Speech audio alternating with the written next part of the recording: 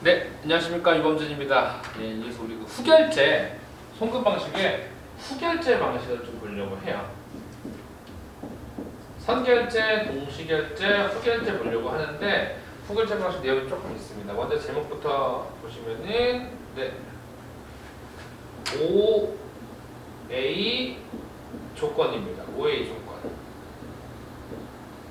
OA 조건이라 해서요. 요거는 이제 두 가지 명칭으로 불려요. 먼저 오픈 어카운트는 맞아요. 오픈 어카운트라고 합니다.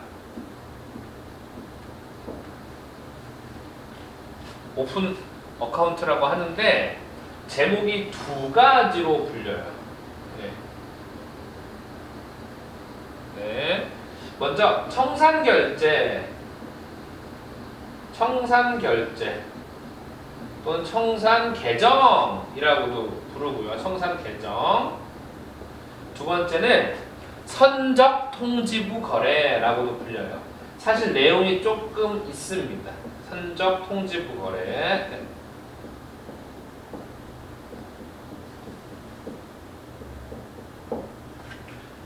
먼저 청산결제가 조금 내용이 단초라고요. 그 다음에 이제 선적통지부 거래가 내용이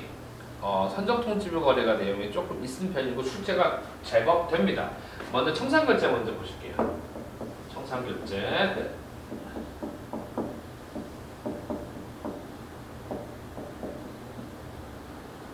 키워드 볼게요.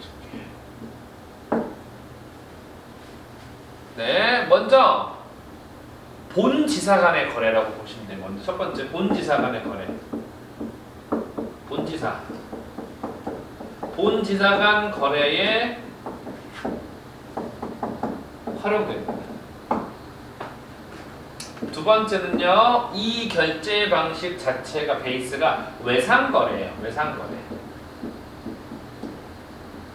외상거래입니다. 세 번째 키워드는요, 서로 간의 수출입이 발생하는 겁니다. 그래서 이렇게 정리하실게요.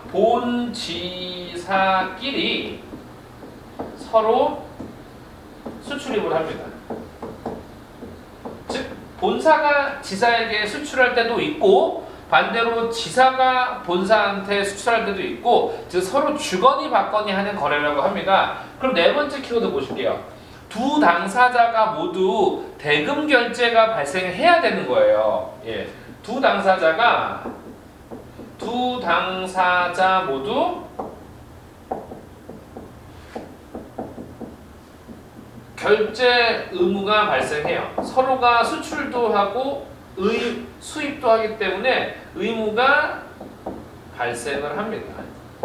그런데 여러분 이런 거 아시죠? 제가 어떠한 상대방과 물건을 주고 또 상대방의 물건을 받아오고 했어요. 물건을 주게 되면 제가 그 사람한테 받을 돈이 있지만 그 사람 물건을 제가 받아오게 되면 반대로 제가 그 사람한테 줄 돈이 생긴 거죠. 근데 그걸 매번 주거니 받거니 돈으로 하는 게 아니라 주거니 받거니 하는 거래를 꾸준히 해온 다음에 예를 들면 월말, 연초, 분기말 이럴 때 한 번에 퉁쳐버리는 거예요. 그럼 결국 뭐예요? 예를 들어서 본사가 지사한테 10,000원만 주면 된다. 반대로 지사가 본사한테 5,000원만 주면 된다. 이런 결론이 나오는 거죠. 서로 간의 계정을 열어두고 주거니 받거니 계속 한 다음에 월 말에 한 번에 정산을 하는 거예요. 마지막에 서로 지급할 금액을 뭐 하는 거예요? 정산. 그러면 대차가 반드시 0은 나오지 않겠지만 어느 한쪽만 돈을 주게 되는 상황이 생기죠. 이거를 이제 한마디로 말해서 대금 지급할 거 다 청산한다. 청산 계정 또는 청산 결제라고 보시면 될 것 같습니다. 그래서 청산 결제는 요 키워드만 가져가시면 될 것 같아요. 네. 본지사 간 거래니까요. 요거 기억해 주시고요. 예, 서로 간에 수출입을 하게 되면은 서로 간의 결제 의무가 발생하는데 이거를 흔히 지급하게 되면 정산한다. 이 정산하는 걸 이렇게도 불러요. 상계한다. 상계 처리한다. 우리 평소 말로 퉁친다고 하죠. 내가 너한테 꾼 돈이 있는데 너가 나한테 줄 돈이 있잖아. 그거 퉁치자 그냥. 그래서 내가 너한테 그냥 퉁치듯 아무 돈 10,000원만 줄게. 이런 식으로 된다는 거죠. 네, 알겠습니다. 청산결제는 요 정도만 보시면 돼요. 요 정도만 보시면 되고요. 네, 청산결제는. 그 다음에 산적통지부 거래는 조금 내용이 있어서 그것 좀 보려고 합니다. 네. 좋습니다. 이거 봐주시고 바로 산적통지부 거래 이어서 보겠습니다. 네.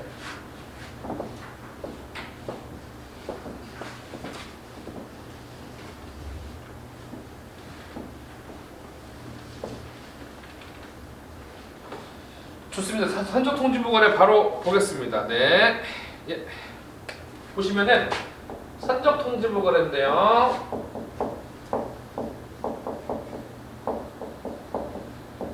좀 전에는 본지사 간의 거래라고 했죠. 요 키워드.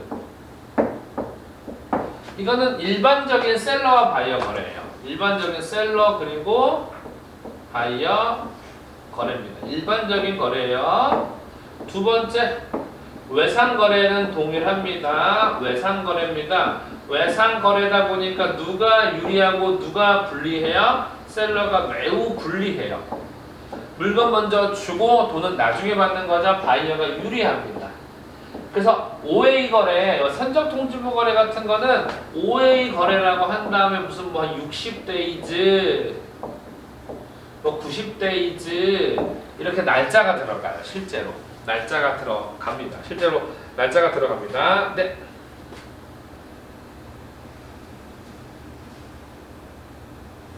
좋습니다. 그 다음에 세 번째 키워드 보실게요. 산적통지부 거래는 이겁니다. 이게 가장 메인 포인트이기도 한데요. 별표를 먼저 3개를 치고 들어갈게요. 네.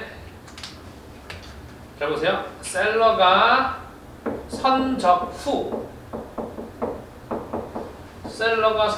후 바이어에게 선적을 통지하는 순간 선적을 통지하는 순간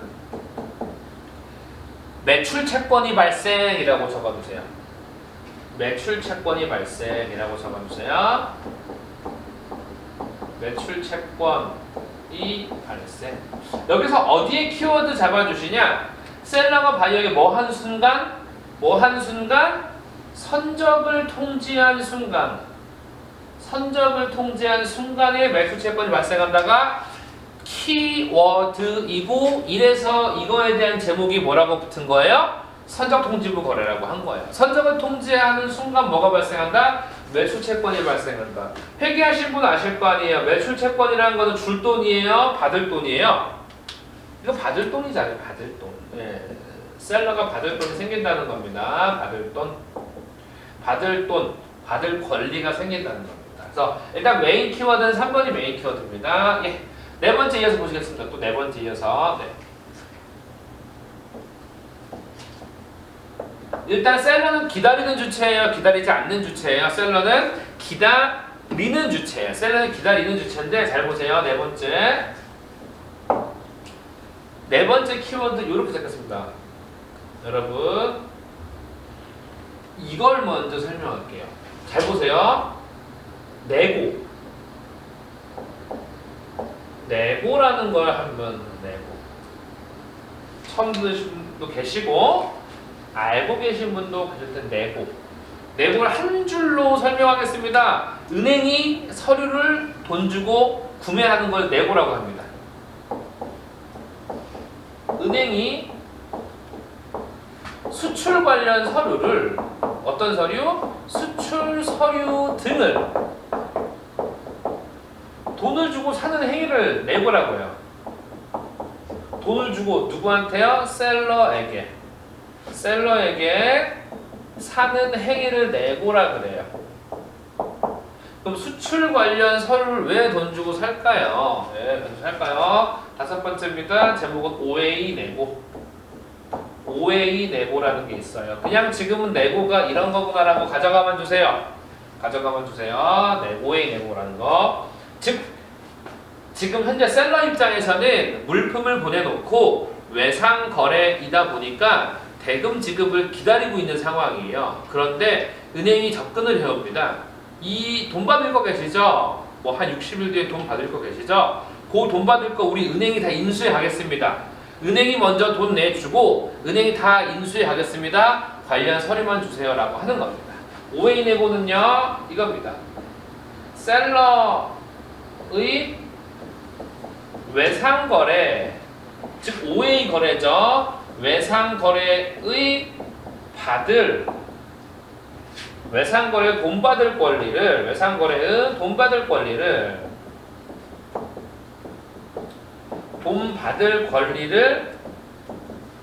은행이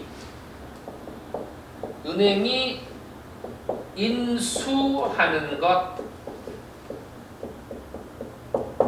네.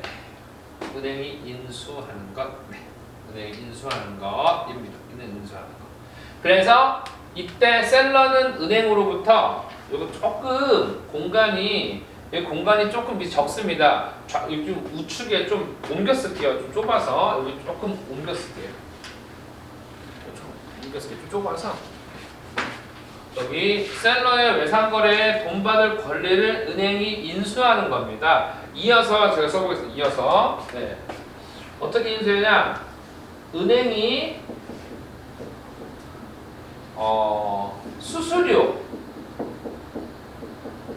수수료를 제외하고요. 수출 대금을 셀러에게 선지급합니다. 그럼 이제 셀러는 나중에 바이어한테 받을 돈을 지금 은행한테 미리 받은 거죠. 미리 받은 상황에 그러니까 셀러 집에 가도 무방해요. 그 다음에 이제 이때 셀러는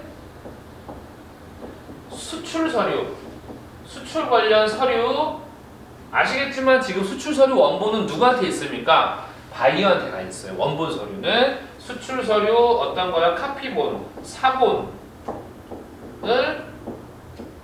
은행에 송부하는 겁니다.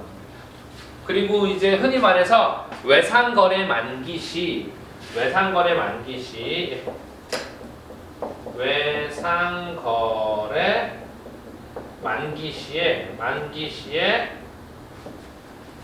바이어는 돈 누구한테 줘야 돼요? 바이어는 대금 누구한테 줘야 돼요? 은행한테 줘야 돼요? 수출국 은행한테 줘야 돼요? 셀러한테 줘야 돼요?